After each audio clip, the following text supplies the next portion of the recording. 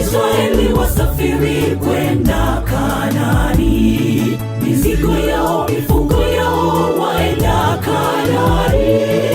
Mbele yao waona bahari na milima, watavukaje njiani vikwazo? Waisraeli wasafiri kwenda Kanaani.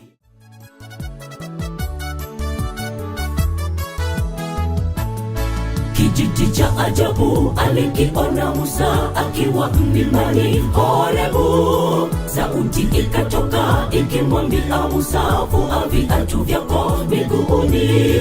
Hapa ulipo Musa ni nchi takatifu, usijihudhurishe mbele zake.